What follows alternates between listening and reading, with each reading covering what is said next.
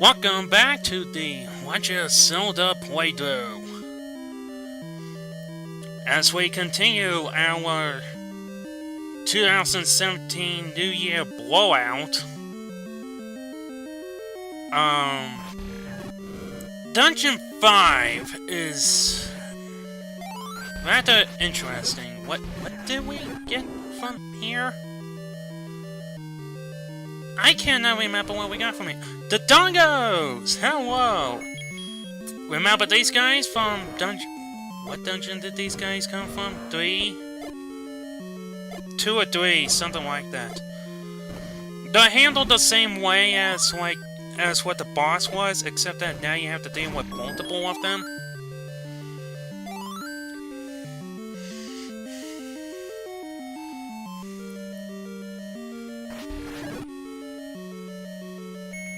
Yeah, let's wipe out the candle, please, because I want to actually see what I'm doing. Key? Go. 5 rupees. Actually, at this point in the game, rupees do not matter much. Instead, what they do matter is that they're actually your arrows.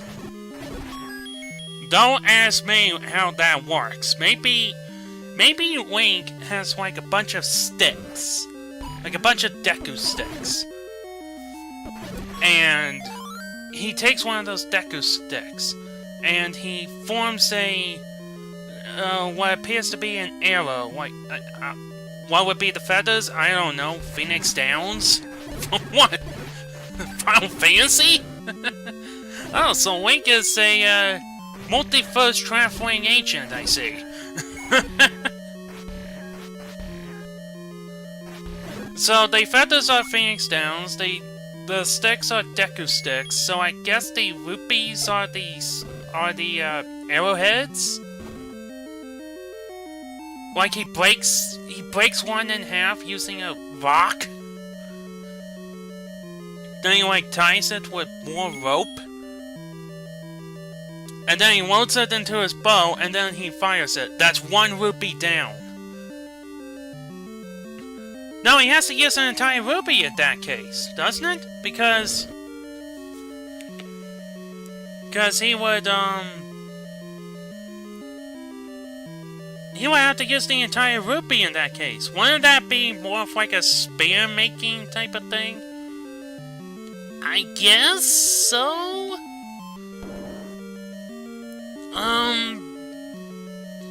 The arrow is pretty good, in all honesty. Yeah, this is the snake head. Yeah, that's the snake head. Or is this the eagle? No, this is the eagle. The snake head is later on. I remember now. That's more of like a bird than a snake.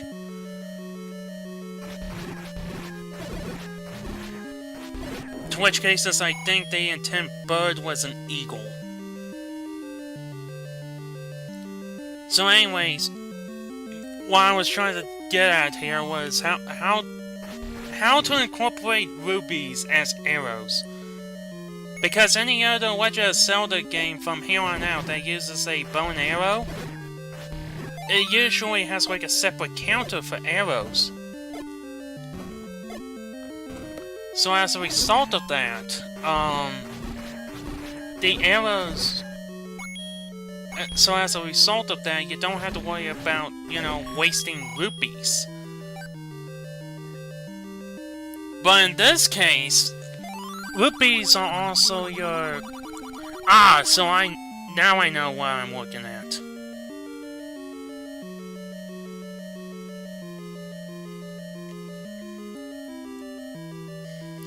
So, rupees.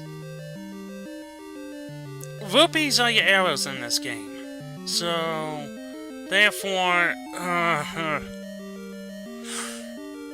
it's fairly hard to explain that. I guess the best way to explain that is that he makes a makeshift arrow, and then he loads it into his bow, and then he fires it.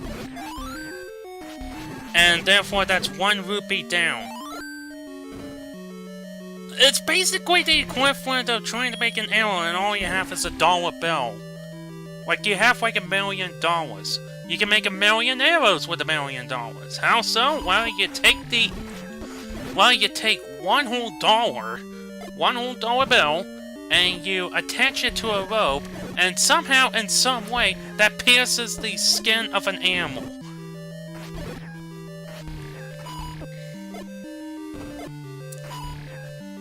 Ah, yes, Stage 5 introduces the blue dark nuts.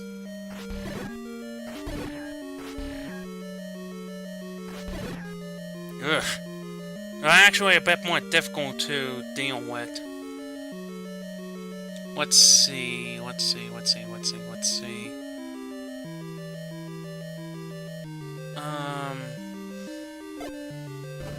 Nope, nothing there. Past Sarah, what should we do? Don't just stand there, do something. Use a key. There you go. Yeah, I use a whole lot more keys than I typically do.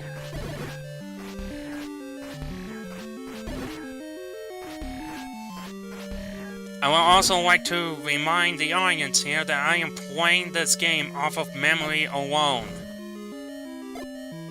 I am not using a map whatsoever.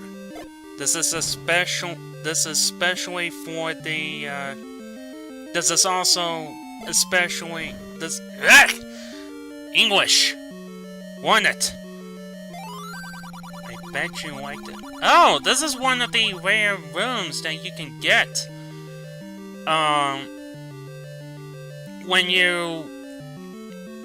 This is one of the rare rooms that you can get in the dungeons where, you can actually pay rupees to have more bombs. Anyways, what I was trying to say earlier when I said, okay, now I know what I need to do. Now I know what I'm looking at is because earlier there was a room that had an old man. Speaking of the fucking devil.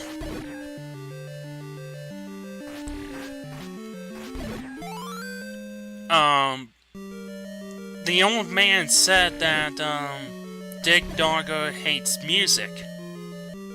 Dick Dogger is the boss of the stage. Well, what form of music do we have in this game? The Ocarina of Time? No! What we have here is the recorder or the magic whistle in Super Mario Bros. 3 case. It plays the same tune as the warp whistle does here.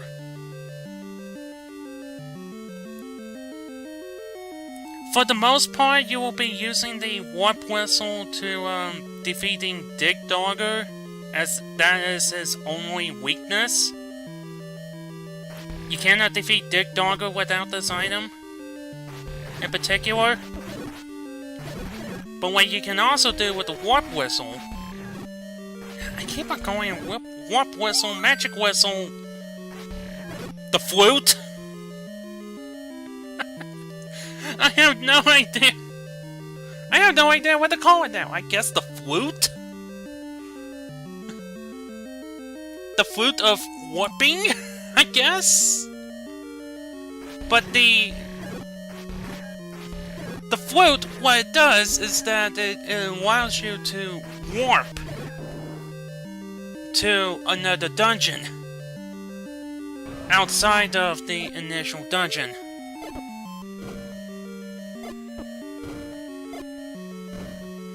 So if I were to exit out this dungeon and use the warp whistle, it'll lead me to another dungeon. To which cases, if you have a map, or if you're like me and you memorize the entire damn land somehow in some way, then, the warp whistle is quite handy from getting from one point to another like that.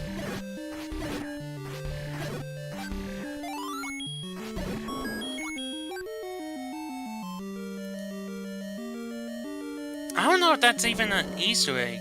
If you press the select button while Link is either A, taking damage, or B, he has the stopwatch.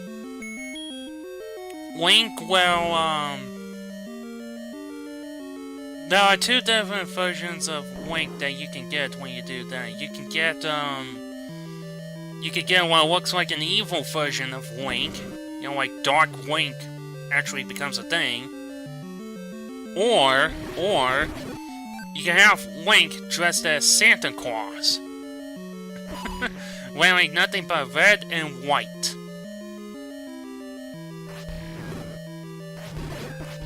But the thing is that the frames move by quite fast, so it might take you like a couple of tries to actually get it right. So using the stopwatch might be a way of doing it. Oh, that's the food! I'm trying to demonstrate what you can do with the food. The food attracts enemies, although you can see it working its wonders right there. Because I never really used the food before. I only used it when it was required.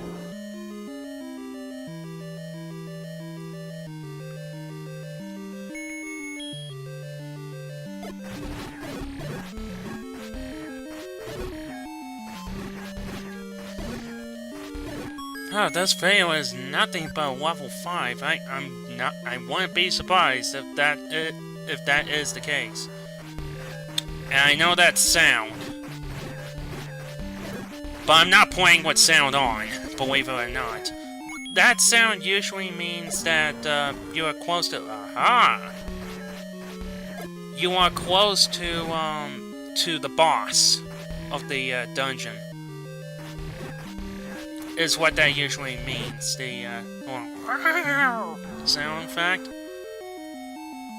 This one will lead us to an old man.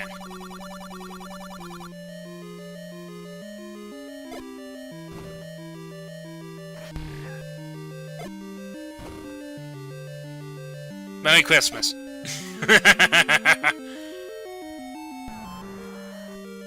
Don't go in there. Past Sarah. Alright, here's Dick Dogger. Bye, Dick Dogger.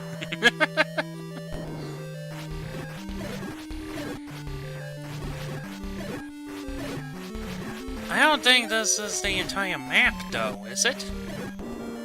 Let's see. No, that is the entire map! Wow! Okay, well, Dick Dogger it is, then. Play the flute, and Dick Dogger becomes small. Couple of sword strikes, he's dead.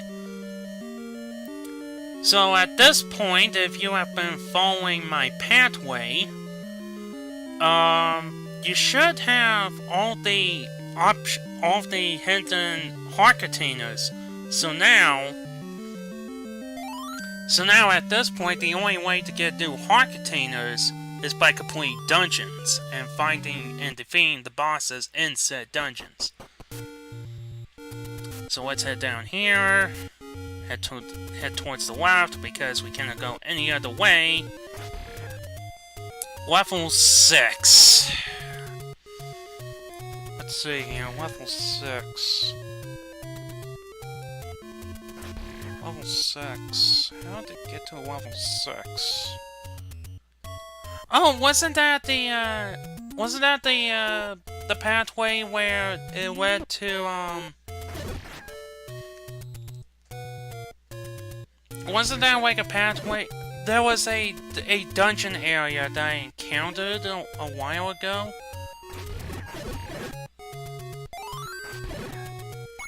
But I cannot remember where. It was like by the graveyard. I think that was Dungeon 6.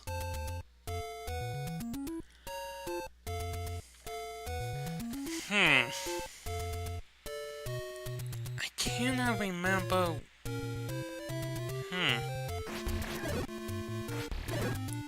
You know what? I think that is the case. I think that is the case. The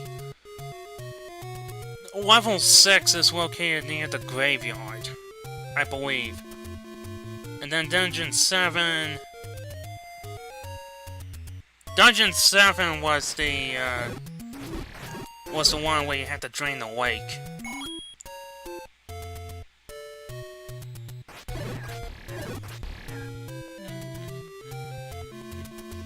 No, that's not the area I'm looking for, though. That is not the area I'm looking for. Not at all. Down here? No, this is the way to the graveyard. Oh, no, wait a second, here it is. I think this is the way. Survey says... yes! So it is level 6, near the graveyard.